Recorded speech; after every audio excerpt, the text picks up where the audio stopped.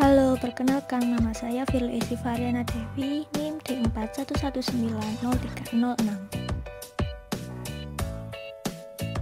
Dalam video ini, saya akan menjelaskan tentang materi produk life cycle dengan contoh produk Nokia. Nokia adalah salah satu perusahaan produsen telepon genggam asal Finlandia yang hadir pada tahun 1871. Sebelum berfokus pada produksi telepon genggam, Nokia memiliki berbagai bisnis. Salah satunya adalah produksi sepatu karet, barang elektronik, dan produksi kertas. Baru pada tahun 1992, Nokia berfokus pada produksi telepon genggam setelah sebelumnya terancam bangkrut karena berbagai investasi yang gagal.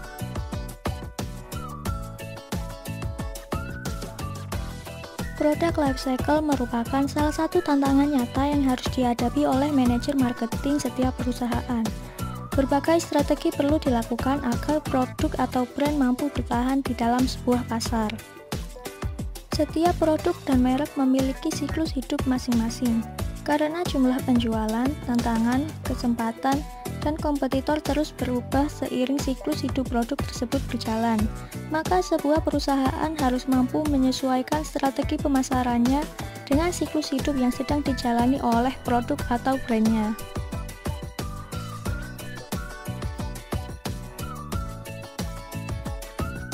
Produk life cycle umumnya ditandai dengan 4 tahapan yang berbeda. Tahap pertama yaitu tahap pengenalan. Pada tahap ini, produk masih benar-benar baru dan baru dikenalkan ke konsumen. Tahap yang kedua yaitu tahap pertumbuhan. Dalam tahapan ini, konsumen sudah mengenali produk. Tahapan yang ketiga yaitu tahap kedewasaan. Dalam tahap ini, produk telah berhenti tumbuh, perkembangan dan penjualan mulai melambat. Tahapan yang keempat yaitu tahap penurunan. Pada tahap ini, penjualan mulai turun, profit yang didapat dari penjualan juga menurun. Salah satu contoh menarik dari produk life cycle ini terjadi pada Nokia. Selama hidupnya, Nokia telah melewati tahapan daur hidup produk yang jelas. Bagaimana produk life cycle yang telah dilewati oleh Nokia selama lebih dari 100 tahun eksistensinya? Mari kita bahas lebih lanjut. Tahap yang pertama yaitu tahap pengenalan produk. Nokia mulai berfokus pada produksi telepon genggam pada tahun 1992. Namun demikian pada tahun 1980-an, Nokia telah memproduksi telepon nirkabel.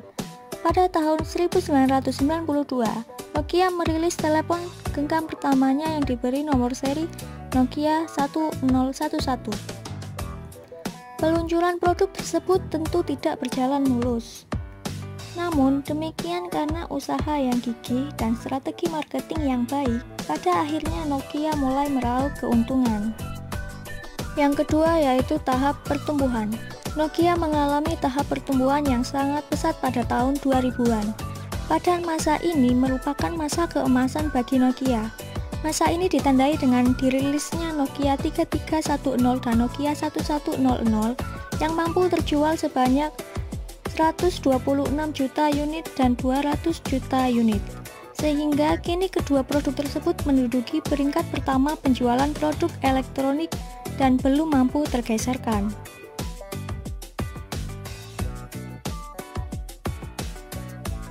Inilah contoh perangkat inovatif yang dikeluarkan oleh Nokia pada tahap pertumbuhan ini. Nokia meluncurkan beberapa produk dalam beberapa tahun dengan fitur dan model terbaru pada zamannya.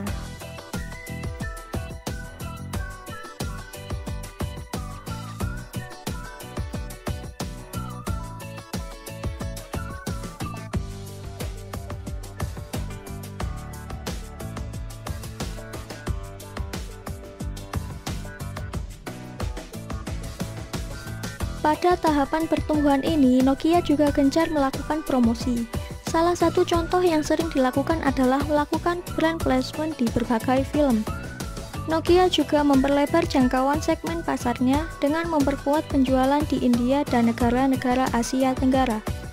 Puncak tahap pertumbuhan ini terjadi pada tahun 2007. Nokia berhasil menguasai 41% pangsa pasar telepon genggam di seluruh dunia. Yang ketiga yaitu tahap kedewasaan. Tahap kedewasaan tidak berlangsung lama pada Nokia. Penjualannya mulai cenderung menurun setelah mencapai puncaknya di tahun 2007. Untuk mengatasi hal ini, Nokia berusaha melakukan inovasi produk dengan meluncurkan lini produk N series. Namun demikian, karena selera konsumen telah bergeser ke iPhone dan Android, N series gagal di pasaran. Strategi lain yang dilakukan Nokia adalah melakukan market modification dengan cara meluncurkan kembali berbagai perangkat telepon yang murah meriah, dengan harapan mampu mengambil alih pasar perangkat telepon genggam low-end. Pada akhirnya, Nokia gagal untuk memanfaatkan tahapan kedewasaan, maka mereka memasuki tahapan selanjutnya yaitu tahap penurunan. Tahapan yang keempat yaitu tahap penurunan.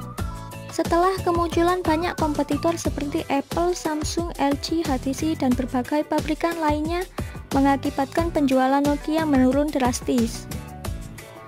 Keputusan Nokia untuk tidak menggunakan sistem operasi yang populer dan inovasi yang gagal berimplikasi pada masuknya Nokia pada tahap penurunan. Selain penjualan, profit Nokia juga menurun dengan drastis.